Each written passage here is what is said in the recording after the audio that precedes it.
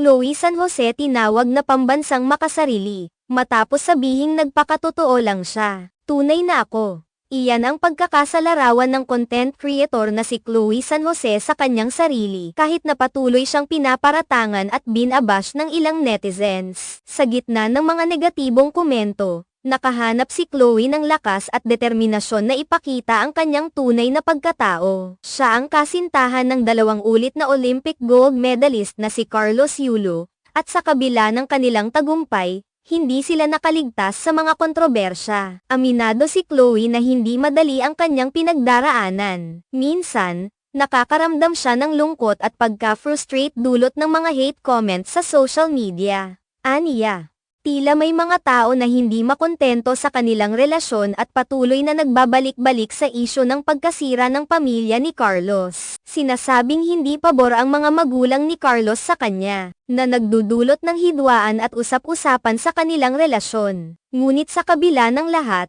nagpapasalamat si Chloe dahil marami pa rin ang sumusuporta at nagmamahal sa kanila. Ang mga tao na ito ang nagsasabi sa kanya na huwag mawalan ng pag-asa at na dapat ay ipagpatuloy lamang ang kanilang pagmamahalan. Para kay Chloe, mahalaga ang pagkakaroon ng mga tao sa paligid na naniniwala sa kanila, kahit na may mga bashers na nagtatangkang sirain ang kanilang relasyon.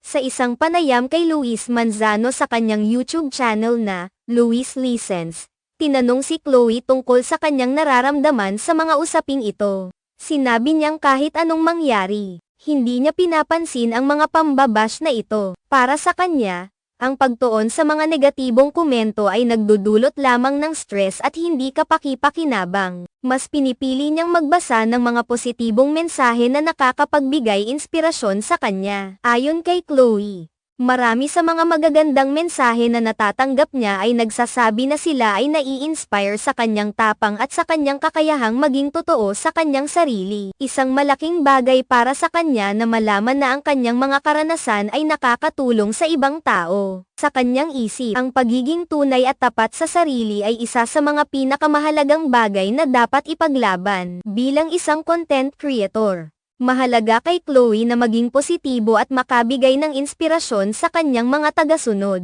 Sa kabila ng mga pagsubok, patuloy siyang nagsusumikap na lumikha ng mga content na nagbibigay ng halaga sa buhay ng mga tao. Nagbabahagi siya ng mga kwento at leksyon na natutunan mula sa kanyang mga karanasan, na maaaring maging inspirasyon sa iba. Sa bawat video at post na kanyang ginagawa, layunin niyang ipakita na ang mga pagsubok ay bahagi ng buhay at hindi dapat maging hadlang upang hindi tayo maging masaya. Ngunit hindi may kakaila na ang mundo ng social media ay puno ng mga hamon. Sa bawat positibong mensahe, may kasunod na negatibong komento. Kaya naman, bilang isang public figure, kailangan niyang maging matatag at magkaroon ng makabuluhang pananaw sa mga ganitong sitwasyon. Minsan, kahit gaano pa man kalalim ang sugat na dulot ng mga bashers, ang suporta ng mga tunay na kaibigan at pamilya ang nagbibigay sa kanya ng lakas. Si Chloe ay nagpapakita na ang buhay ay puno ng mga hamon,